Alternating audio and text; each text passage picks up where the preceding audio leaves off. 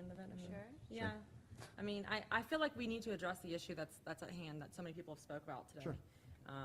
So that's something that needs to be talked about. Okay. And I don't know if this is the appropriate time or if we should It could be wait till now, it after could be we after these, it doesn't really push matter. through. Dr. Rendell, why don't we just go into it? Dr. Rendell, why don't you give an overview of what is up to this point, kind of give us a breakdown of how this all came to be. Sure. So just for everybody's understanding of where we are right now, after we learned about the incidents that happened at Viera High School last week and got more information, we decided to suspend operations of the football team while we investigated further and also took some measures to change the culture and climate in that locker room and in that program. So we had a parent meeting last night with the players and the parents and talked about steps moving forward. The plan is not to shut the program down for the entire season. We are educators. This was a very negative situation, extremely unacceptable. There's no, just unfortunate and extremely unacceptable. Our job is to take those types of situations and turn them into learning moments, things we can learn from. So starting today, the members of that team are learning from that experience.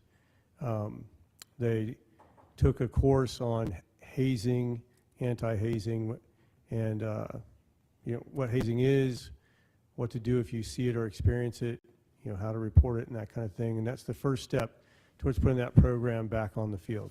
That is not the only step. We haven't made any decisions about when they will return to competition. They will return to practice tomorrow with some modifications to supervision in the locker room and some expectations about how they conduct themselves. And we understand that the football team is not the only group of students and or adults that are affected by this or impacted. So we'll make our decisions about when and if the team returns to action as soon as we can, so all those other groups can know what their fate or the impact is. The students that were most intimately involved with the incident did receive punishment swiftly from the staff at Viera High School. Those students, many of them are still involved in that discipline. I can't really say anything more than that without violating FERPA. So we have taken the matter very seriously from the beginning. Nothing of the sort. I mean, absolutely taken it seriously from the beginning.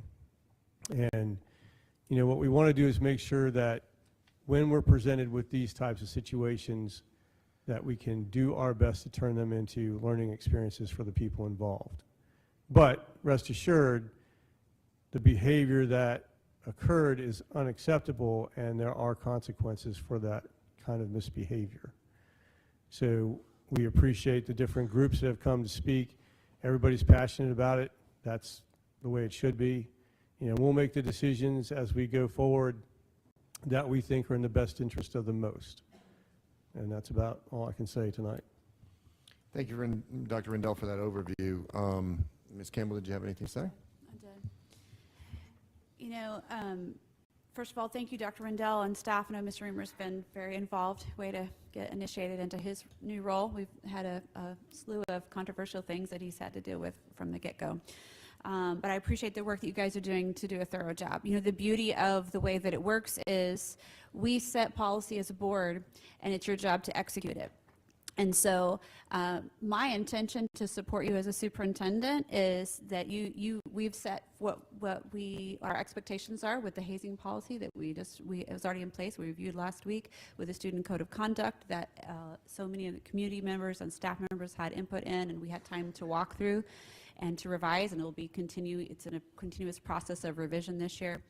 And so we set that, and then we expect it, everybody, we're going to go by the standards that we have. And there's not a group of students who are going to get a more lenient decision made against them because of the school they go to, but also they're not going to get a more harsh consequence because of the school they go to or because the kind of team they're on. We're going to follow the policy because that is the only way that we can really do it fairly. And so we're going to do that whether it's Viera, or Palm Bay High or Space Coast Junior Senior High, regardless of where they are, regardless of the economics, we're going to follow the policy. And that's, I appreciate that you guys are doing that and that you're going to do a thorough investigation. And we want to support, I've heard a couple people say we want to support those students, and I know that you guys are reaching out and to the families and making sure that they have the victims and making sure that they have what they need as well. And so, to be quite honest, I've been kind of quiet about this because, everybody's had an opinion. My official position, I don't need to speak when I don't have all the facts. And we're not going to react based on social media, and we're not going to react based on people's favorite radio hosts. You guys are making your decisions based on facts and based on investigation and based on, having conversations with everybody who is involved. And so I appreciate that. And like I said, as a board, we've done our job, and that was to set the expectations of the policy and then to give you the authority to act on that. So that is what I expect to continue. Mr. Wright?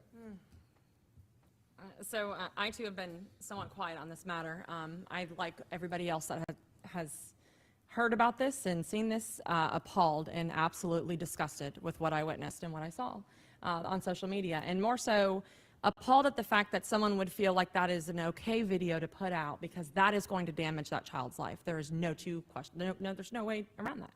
So, we're a community, and the reality of a team is that everything good that you do impacts your team, and everything bad that you do impacts your team. And sometimes your team might be your football team. It might be the cheerleading team, though, too. And it could be the band.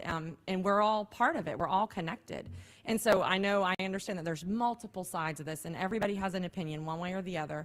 But we have to do the investigation to the fullest, and we have to make sure that we uphold the policies that we write and make sure that our students are protected. So I appreciate you guys coming. As far as the Viera cheerleading team, let me just say you guys have been so respectful and patient throughout this process of hearing all the things that maybe some adults weren't even as respectful as you are. So I just want to say thank you for that. And as we move forward, we will do what we can to make sure that our students are safe, because there's no reason that situation should ever happen, and it's horrible. So thank you, Dr. Rendell, for jumping in there. Thank you to our law enforcement, because I know that they also have played a role here. So they're reacting as well and making sure that our students are safe. That is the #1 priority. Dr. Rendell, I wanted to say thank you also. First off, I'd like to say that this is a heinous act, and it is horrible what happened, and that at no time would any of the programs that have ever been a part of think that that's acceptable, nor should we ever, both in the Viera community or in any of our Brevard schools or anywhere else in the state. With that also, I want to say thank you, Dr. Rendell, for the process that you've put together.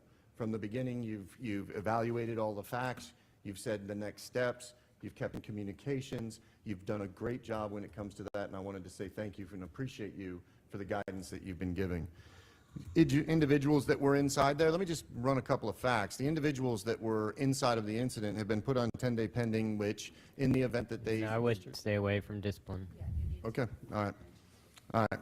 We have the sheriff's investigating, and there has been some decisions that have been made that are moving towards rectifying those individuals' behavior that has been inside there. I wanted to say we had a parent meeting last night that was very well received, and I wanted to tell you one of my biggest fears was that we are investigating this to make sure that the culture is not bigger than what it is, okay? And one of the biggest fears I had was that when we were inside that room that I would be looking around at some of the parents and then feel that culture, because you can feel it. And I will tell you that the gentleman that spoke earlier and some of the other parents all stood up and said this is a horrible act, and they felt that way. And that rang true for many of the things that we all have been feeling, and it meant that there was, at least from the parents' perspective, that they were feeling that they agreed with it. And I will tell you that I called on the parents because, just like some of the other speakers have said, it is also the parents that have to be a part of this culture, and the parents that have to also guide their children. So the school district can only do so much, and that's where a lot of it has to come from. So I wanted to say thank you for putting the parent night together, Dr. Rendell, and I also wanted to say thank you for all of the other stuff that you've been doing. I did want to say one thing. There is another culture besides this heinous act that happened, and that's the posting of our students' information and faces online. And I will tell you that I am just as angry about that posting of what is minors online and posting it as I am about the same thing about the heinous act that occurred, because that is just as detrimental. And so I will be reaching out. I've had conversations. I will be reaching out to the FBI to make investigations into all the people that posted it and all the people that shared it. Because I'll tell you right now, it's disgusting. It's disgusting that individuals think that that's appropriate to put that on there and to push that out. That is horrible.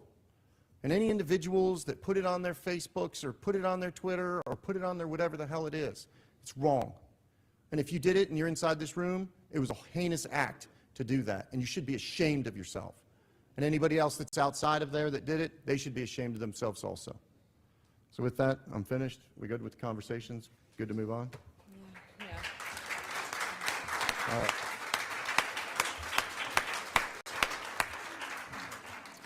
We have, just so everybody understands, we have a